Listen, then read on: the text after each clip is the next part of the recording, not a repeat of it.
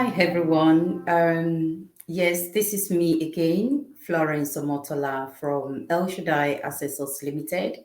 I'm happy to come to your screen once again to talk again about our business, our as a learner in further education, or as an assessor in further education, or as an internal quality assurer in further education. So, as you've known, that this channel is dedicated to simplifying assessment processes in further education.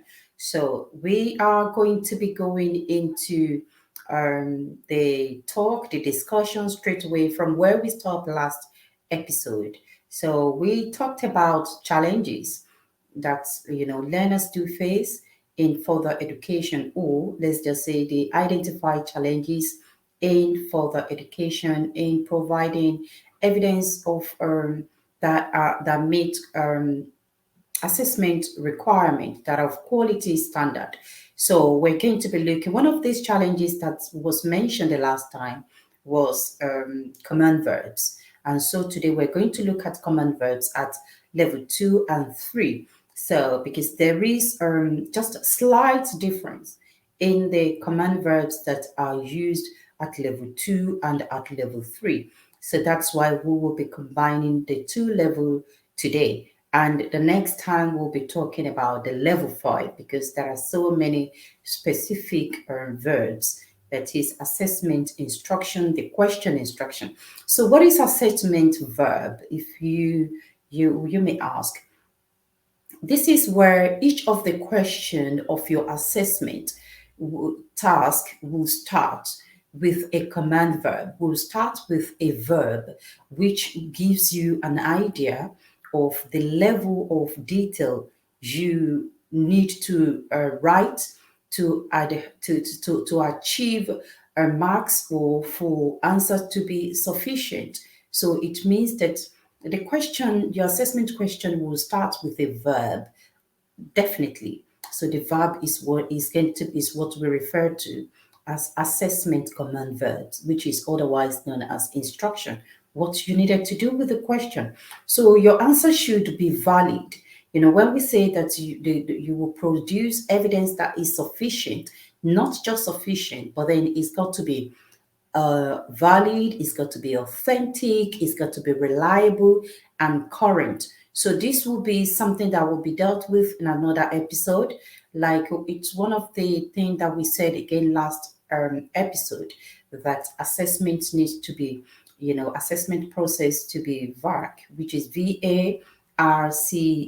So that is mainly for the assessors, but for learners as well, you want to know what you need to do in order to make your evidence valid, authentic, reliable, and current.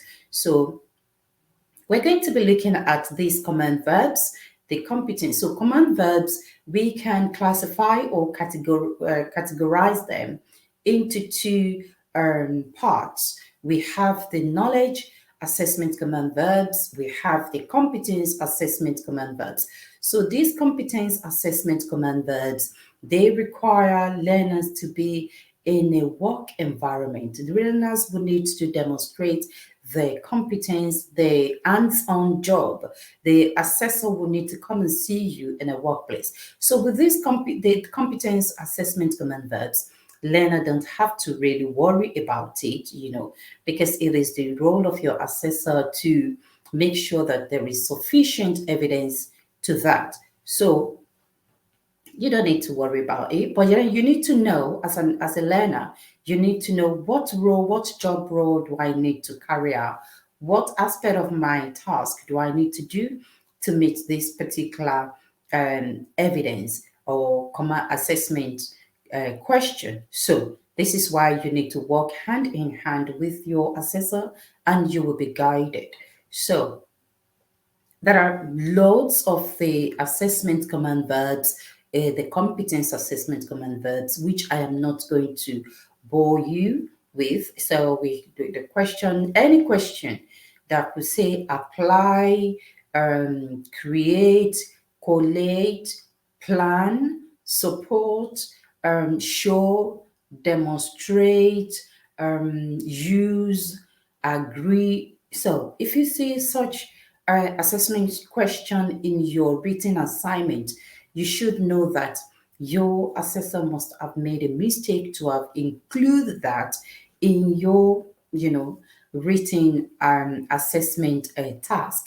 They must not be assessed via written answers to questions. So there are things that we will need to see you practicalize in the work setting.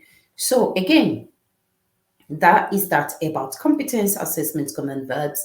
Nothing much to worry about. Once you are a good worker or somebody that will adhere to, you know, job role, policies, procedures, that you are someone of good practice in your work environment. So you wouldn't have any problem with, meeting the that command verbs of competence. So then, the knowledge assessment command verbs.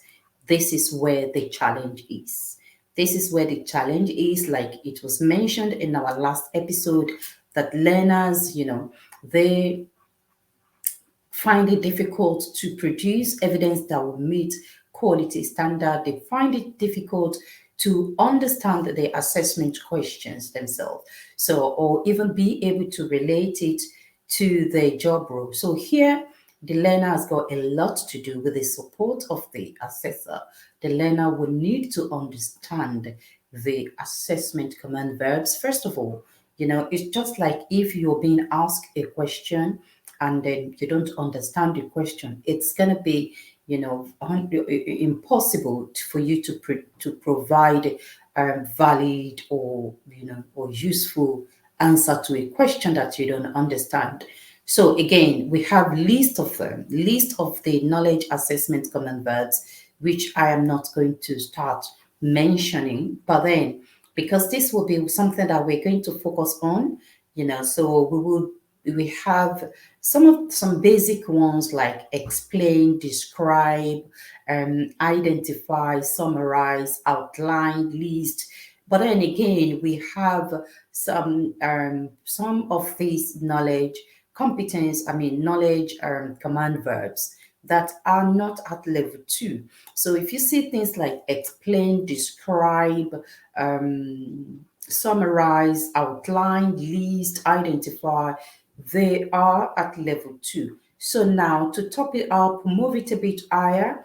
This is where the level 3 now comes in with additional verbs like evaluate, analyze, critically evaluate, and critically analyze. So these are the verbs that poses a lot of challenge to learners, especially in being able to evaluate and analyze clearly. And like I said in the last episode again, that things have changed. It is no longer NVQ. It is no longer national vocational qualification. It has moved to um, academic. It is now the qualification framework. So credit qualification framework. So where you need to demonstrate both competence and the theoretical knowledge of the qualification you are undertaking. So this is why this episode is essential to learners at level 2 and at level 3. So today, what are we going to talk about? We're just going to talk about those basic command verbs, the ones that I termed as basic, because they don't require much, unlike evaluate and analyze. So, but then learners still get them wrong. And this is why you get your work being returned back to you by your skills coach to say that you need to resubmit. So you need to understand what it means when a question asks you to describe, when a question asks you to explain, when a question asks you to identify, summarize, list, and so on. So then, when an assessment question is asking you as a learner to describe, it's simply saying that you should write about the subject given detailed information in a logical way. What does that mean? It means that by the time you're going to drop your pen, describing that, then it means whoever, even somebody that does not even know anything about that subject, when they see a practice that relates to it, they will easily identify it to say, oh, yeah, I think that's what Lena A was talking about. So it's just like you can relate it to like somebody describing, oh, you are trying to find your way, or you were looking for somebody in a gathering, and then somebody is describing to the person to you. So it means by the time you look around, you should see some of the features that has been described, and then being able to recognize the person and say, I think this is the person that was described to me. So that is what describe is expecting you to do. And then again, explain. Although there may be a thin line between describe and explain, but then there's still difference in them. So the explain will mean that you provide detailed information about the subject with reasons you are explaining. So you need to explain, you need to provide detailed information about the subject with reasons showing how and why. So this needs to even include examples. And I always advise my learners to make sure that they support their work with their own practical examples, and this will make the work to be authentic. So you can see the difference between describe and explain. Explain is you write about the subject. I mean, describe is you write about the subject, giving detailed information in a logical way that whoever see that information, and when they relate it to whatever has been explained, it will give them a clearer picture. So then explain will now mean that you are telling us the reasons on how and why something is what it is. So supporting it with examples, that is very, very essential. So we look at identify. The mistake that some learners do make when it is identify is they list rather than identifying. When you are asked to identify, it means that you are asked to recognize and name the main point ac- accurately, and then provide some description, a little description of that main point. Say, for example, you're being asked to identify reasons why people communicate. You're expected to say reasons why people communicate is to socialize with families and friends. It is different from somebody that says to socialize, to learn, to ask question. So you identify it in a way that is appropriate to you, and it's accurate, because people communicate to socialize with families and friends. You socialize, or you communicate to ask question of what is unclear. So that is identifying. You have identified those main point. Identify and outline, they mean the same thing. So you can, when you ask to outline, it's again asking you to give some description. So that's what it means. And then to summarize goes a little bit further than identify. It's to give the main ideas or facts in a concise way. For example, if you're asking a question to identify to summarize the main point of Health and Safety at Work Act 1974. So I would expect you as a learner to say, the Health and Safety Act Work Act 1974 implies that employers must, provide a safe working environment for their workers. Again, that workers must comply with all health and safety procedures and policies of their workplace, and ensure they do not interfere with any health and safety policies that are or measures that have been put in place. Summarizing is not saying that you tell the whole big thing, but it is saying that you give main ideas and facts in a concise way.